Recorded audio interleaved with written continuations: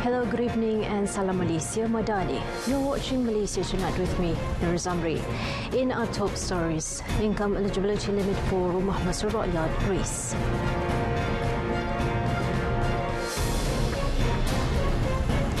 No objections for Australia to release 666 crash reports.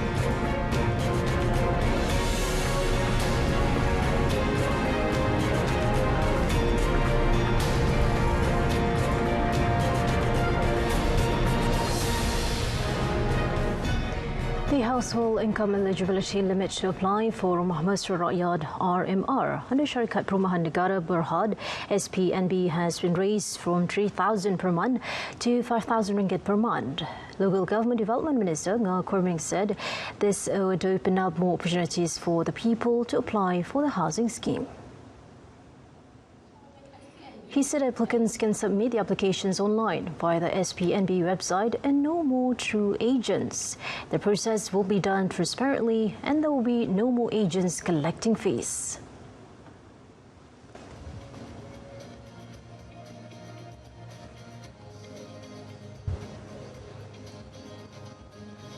SPNB mulai tahun ini telah memakai sistem modul pembinaan baru.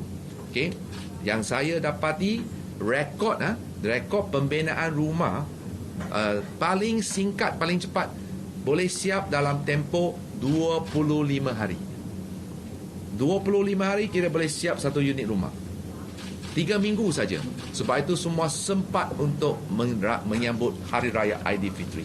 Okay, rekod kita 25 sampai 60 hari. Kita pakai modul sistem baru, industrial IBS atau modul baru, kita dapat mencapai rekod itu. He said this to reporters after the RMR offer letters and house keys handover ceremony in Putrajaya today. Elaborating, said among RMR's new initiatives was the extension of the monthly instalment period from 16 to 25 years with a fixed rate of 300 ringgit. Applicants can choose 6 designs offered by SPNB and a layout that suits their lifestyle, such as maintaining a 3-room design or changing it to 2 rooms. Earlier, Ngah handed over RMR offer letters and house keys to 40 recipients from Selangor, Perak, Melaka and Negeri Sembilan. Australian authorities are free to release the Sabah airplane crash reports which occurred in June 1976 and Malaysia has no objection to it. Transport Minister Anthony Loke Siew Fook said Malaysia had communicated with the Australian government through the High Commission in Malaysia on the timing of the report to be released. But of course the Australian side respect our government because this accident happened in Malaysia. And they have asked for our opinion and our approval to release the report. As far as we are concerned, we have no objection. Okay. So it's up to the Australian government when to release the report. The crash, dubbed as the 666 tragedy, involved an Australian-made Nomad aircraft operated by Sabah Air. Yesterday, the final report of the investigation into the crash has been classified as an open document and can be accessed on the Transport Ministry's website. Based on the report, no elements of sabotage were found or fire and explosion in the crash that claimed the lives of the then Sabah Chief Minister Tun Fuad Stevens and several cabinet members. The Malaysian Armed Forces MAF has never set any racial quota for recruitment of members. Defence Minister Datuk Seri Muhammad Hassan informed that intakes were made 2 times per year, involving about 6,000 to 7,000 people per intake. Kita tidak ada mengenakan kota apa-apa mengikut kaum, terbuka. Ya. Jadi apa yang saya katakan dalam menjawab soalan lisan dalam Parlimen tempoh hari adalah peratusan anggota tentera daripada kaum bukan bumi putera itu amat rendah sekali. Ini beberapa faktor lah, bukan sahaja retirement plan je.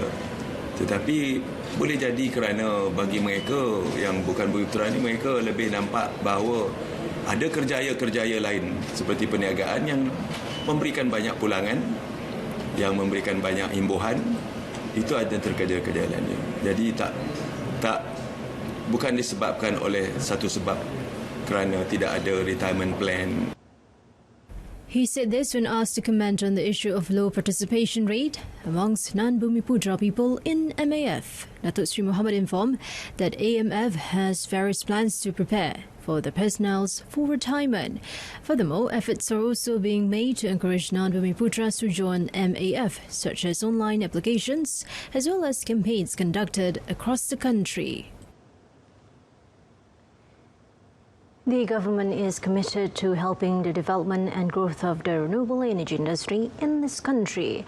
Deputy Finance Minister Wan Datuk Sri Ahmad Maslan said among the assistance given was the injection of 5 billion ringgit in funds to support sustainable development projects.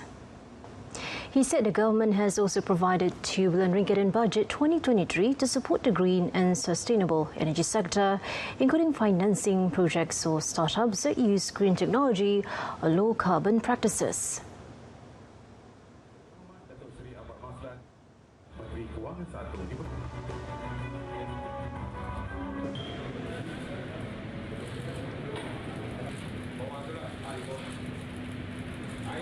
Sasaran yang disebut hanyalah untuk memperluaskan dan melipat gandakan segala perkara yang seumpama ini.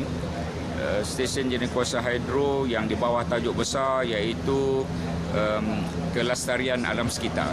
Itu sasaran utama di bawah Kementerian Kewangan kerana kita terikat dengan konvensyen antarabangsa yang lain yang mengharapkan agar kita mengadakan projek-projek yang lestari alam sekitar. He said this during his working visit to the Sungai Slim Hydro Power Station in Sungai Slim near Tanjung Malim today. Datuk Sri Ahmad said in addition, the Green Technology Financing Scheme GTFS will be implemented with an increase in allocation to Shilling 3 billion ringgit until 2025. The scope of financing has been expanded to more sustainable projects, such as small hydro power stations and electric vehicles. He said the government recognises the development involving net zero carbon or net zero emissions by 2050 and hopes for more participation from the private sector. A total of 47 billion ringgit in losses due to online fraud has been reported for the first 3 months of the year in Malaysia. Deputy Communications and Digital Minister Teo Niching said the amount of case reports regarding online fraud also displayed an increasing trend based on data obtained through the National Scam Response Centre. She said the matter is very concerning and must be addressed as quickly as possible on the consumer level. Digitally adept consumers must be aware of the risks in online transactions as well as the possibility of ever-evolving forms of scams. Salah satu jenis scam baharu adalah QR code scam. Apabila kita orang yang panggil kami scam itu QR code, kebanyakan masa kita tak fikir banyak. Yang cakap ada lucky draw, mereka akan teruslah scam QR code tersebut. Tetapi mereka tak semak sama ada laman web yang mereka dibawa ke sana memang adalah laman web yang sahih atau tidak. Kerana kebelakangan ini ada orang yang gunalah cara ini untuk buat scam. Dia cakap ada lucky draw. Silalah isi maklumat anda. Jadi you akan kasih mereka nama, nombor telefon dan kadang-kadang mereka cakap bahawa mereka adalah datang dari pihak bank dan minta letak username ataupun password. Teo advised members of the community to constantly check the transactions with companies and banks they are dealing with. According to Act 588 of the Communications and Multimedia Act 1988, she informed that the ministry is studying drafts and research conducted by the Malaysian Communications and Multimedia Commission before it is brought for minister's approval. Rapid Rail Sdn Bhd, as the manager of the rail transit system in Klang Valley, has announced the extension of operating hours at certain rail stations at the night of 15 until the 16th of April. Rapid Rail, in a statement, said operation hours will be extended to 1:30 a.m. to the weekend in order to facilitate Hari Raya final celebrations for city folks. The light rail transit LRT stations which have been chosen to have operating hours extended are LRT Kelana Jaya Line, Masjid Jami and KLCC, LRT Ambang, Sri Petaling Line, Masjid Jami. As for mass rail transit MRT and monorail stations, they are MRT Kajang Line, Bukit Bintang, Monorail Bukit Bintang, Raja Chulan, Medan Tuanku and Chowkit. Interconnecting stations would also have their operating hours extended to allow passengers to disembark at the final destination. Other stations will end their operations as usual, but passengers can get off and exit the station. Passengers are also advised to use touch and go cards while travelling or purchase a token for the return trip in advance to avoid any inconvenience. For further information, members of the public can get updated on My Rapid KL's official Facebook and Twitter or their official website. Perak is set to become the main producer of vegetables and fruits in the country in 5 years' time, according to Menteri Besar Datuk Seri Sarani Muhammad. He said among the main vegetable commodities were spinach, ladyfingers and green mustard sawi, while the main fruit commodities were guava, corn and mango. He said Perak had not experienced any insufficiency of main food crops such as vegetables and fruits, particularly during Ramadan. Jadi melihat kepada trend semasa pengeluaran tanaman makanan utama sayuran dan buah-buahan, maka bekalan di negeri Perak mencukupi untuk menampung keperluan rakyat semasa bulan Ramadan dan menjelang Aidilfitri yang bakal tiba tidak lama lagi. He said this after attending the Riang Ria Raya program, which promotes agro-based industry products at Bangunan Perak Darul Rizwan in Ipoh today. He added that the state's main food crop production trend had shown an increase for vegetable commodities. On the increase in vegetables and fruits prices in the state, Datuk Seri Sarani said this was because most produce in Perak were exported to other states such as Johor, which was affected by the flood disaster.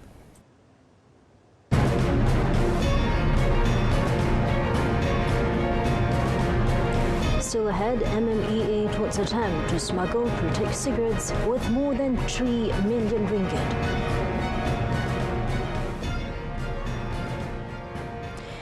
The Malaysian Maritime Enforcement Agency, MMEA, has thwarted an attempt to smuggle 4.8 million sticks of critic cigarettes of various brands with a value of 3.3 million ringgit. The seizure was made in the waters of Tanjung Gabang, Selangor during an operation dubbed Ops Khas Pagar Laut on Tuesday. Its Acting Director General, Rear Admiral Datuk Saiful Lizan Ibrahim, said that the cigarette smuggling syndicate used a fishing boat believed to be from Indonesia. It was detected as a result of intelligence and assistance from the Malaysian Maritime Surveillance System at about 10:20 p.m.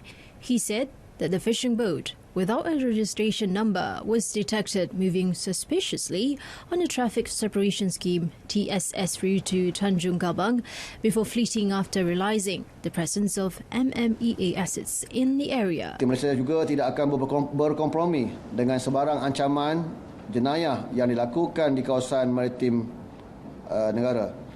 Malah kita mengoptimumkan pengoperasian dengan melakukan rondaan di kawasan hotspot, khususnya di musim perayaan Aidilfitri, iaitu seperti mana yang kita lancarkan Ops Pagar Laut baru-baru ini. He said this at a press conference, which was also attended by Melaka and Negeri Sembilan MMEA Maritime Director Captain Iskandar Ishak today.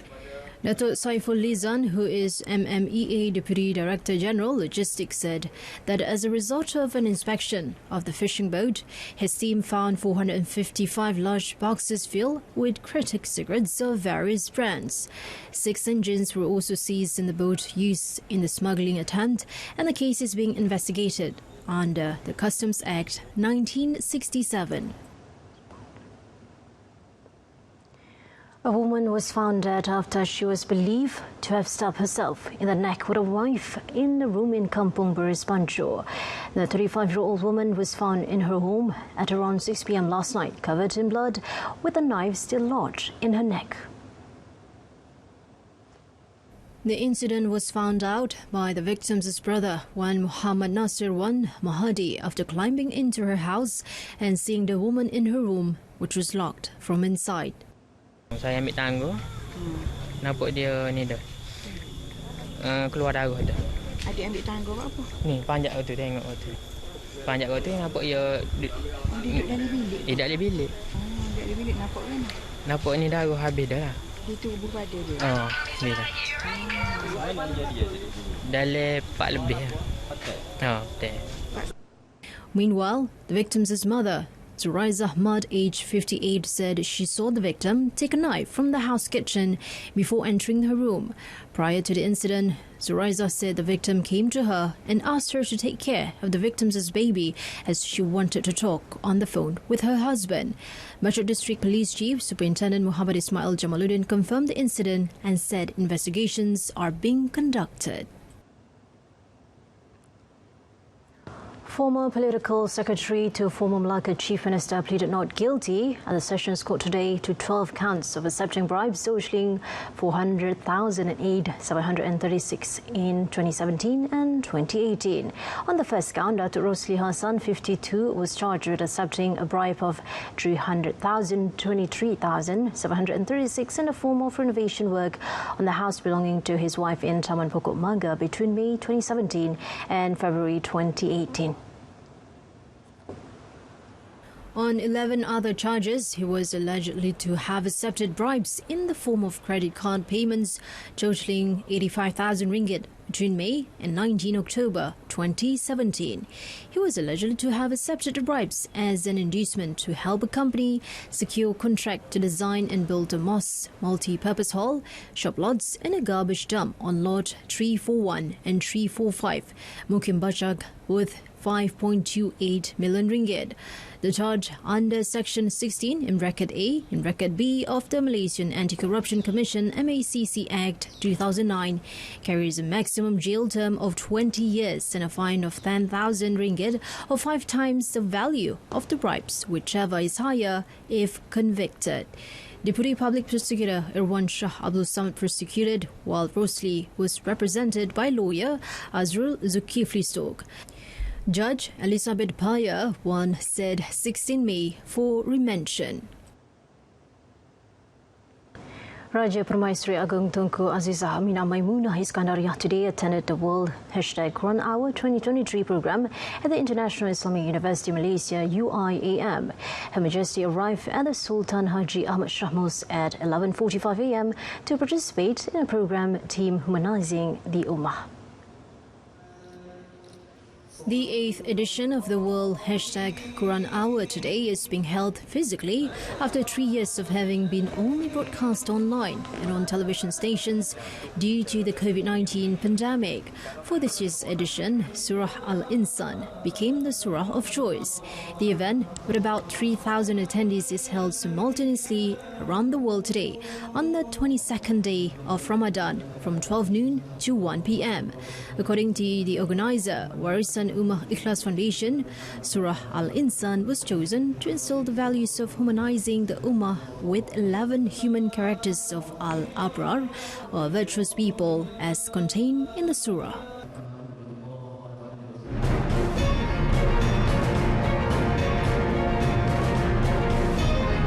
Russia publishes investigation findings on US biomilitary activities in Ukraine. That and more coming up in our foreign segment. Stay tuned.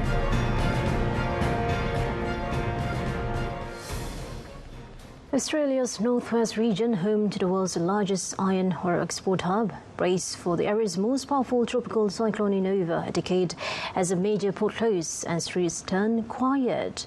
Cyclone Ilsa, located at 155 kilometres off Australia's coast in the Indian Ocean, was this afternoon upgraded to Category 5 storm, the highest rating.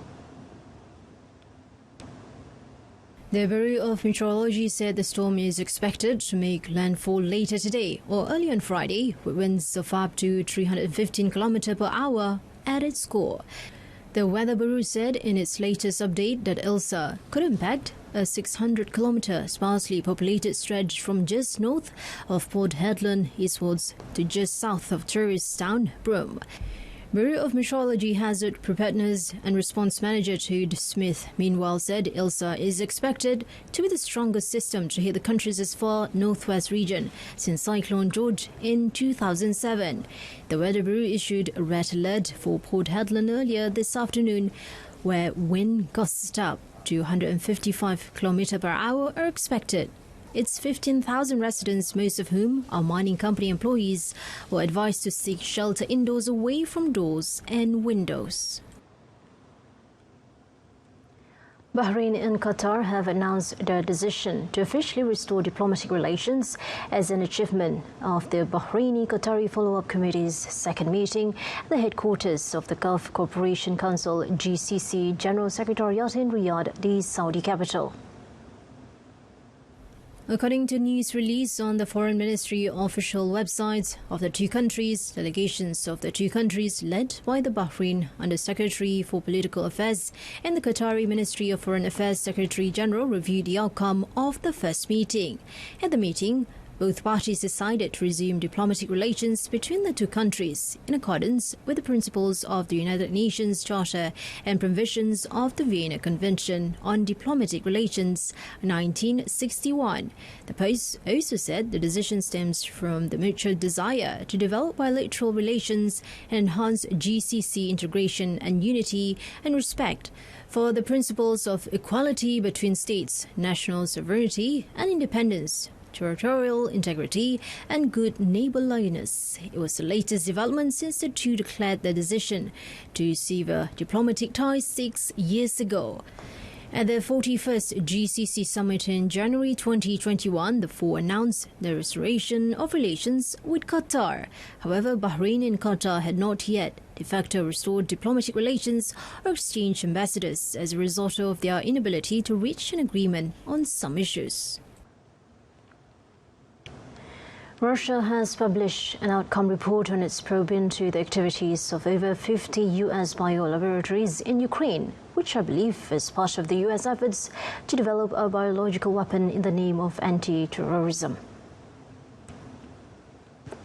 The report, approved by the State Duma and Federation Council, offers clues to how the U.S. collected pathogens capable of affecting specific populations, flora and fauna, and conducted secret experiments on Ukrainian citizens.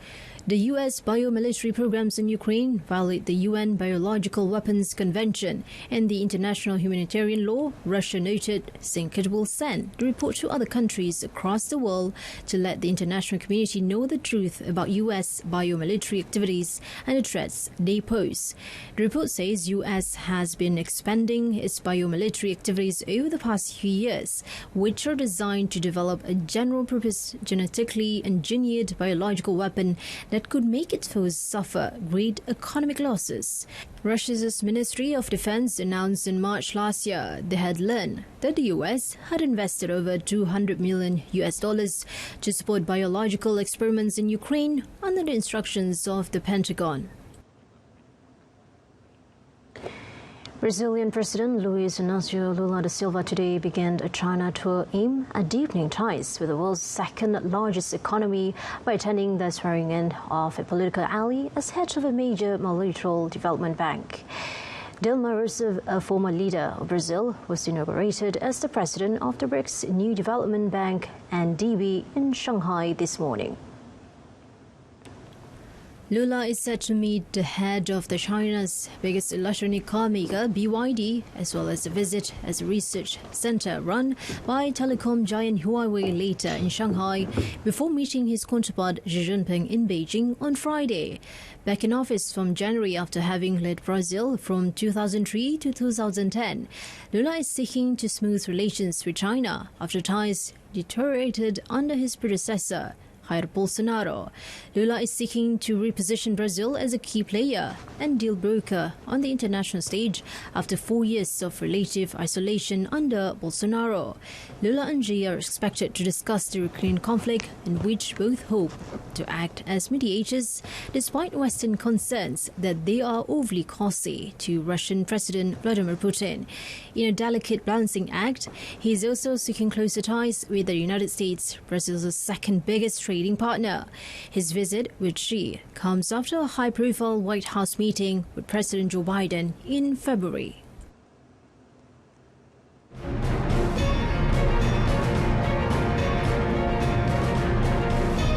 Coming up in sports, Tina crunching more strategies for medal hunt.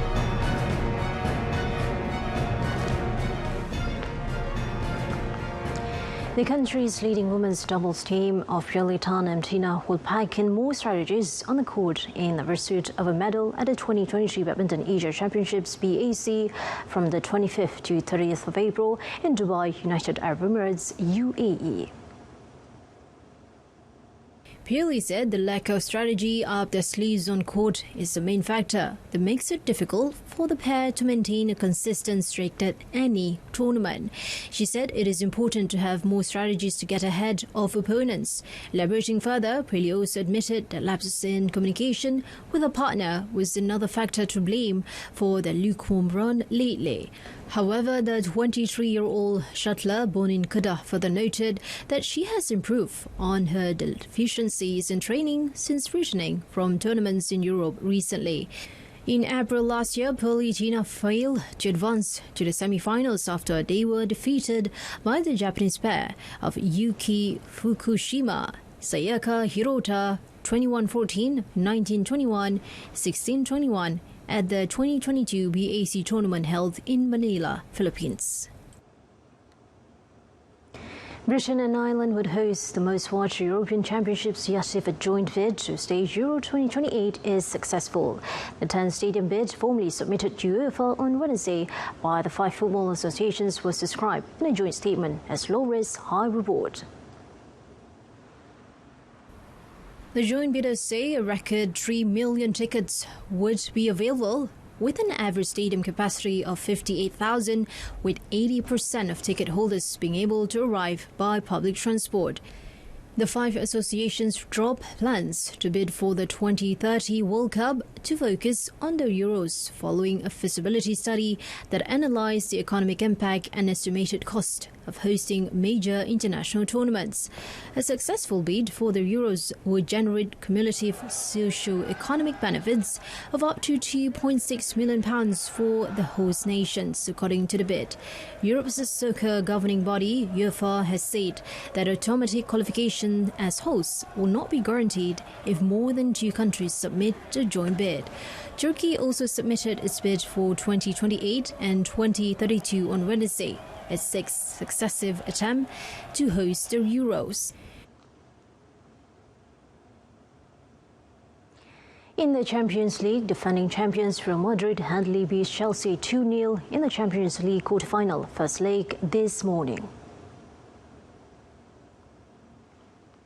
Chelsea started strong under new caretaker manager Frank Lampard, with Joe Felix and Raheem Sterling going close early on, only to be thwarted by Madrid goalkeeper Thibaut Courtois playing against his former club. The hosts eventually grew into the game and went ahead just after 20 minutes when Karim Benzema pounced on a loose ball in front of goal and rolled it into an open net following keeper Arrizabalaга's deflection of Vinicius' junior shot. Madrid had 8 shots on goal in the opening half, and Chelsea would have likely been happy to limp into the dressing room trailing only 1-0 at the break. Carlo Ancelotti's side continued to look far stronger than their Premier League's opposition as the second half began and Chelsea's job became tougher when Ben Chilwell was shown a straight red card after he held down Rodrigo from behind in the 16th minute. The one-way action became even more pronounced, and Madrid soon had the second when substitute Marco Asensio lashed home a shot from the top of the penalty in the 71st. In the end, the Londoners failed to score for a 4th match in the row, 3 of them in the Premier League, the longest barren run since 1993. All right, that wraps up Malaysia Tonight. A reminder of our top story: income eligibility limit for Rumah Mesra Rakyat raised. I'm Nur Zamri. Stay tuned to Saluan Berita RTM and have a pleasant evening.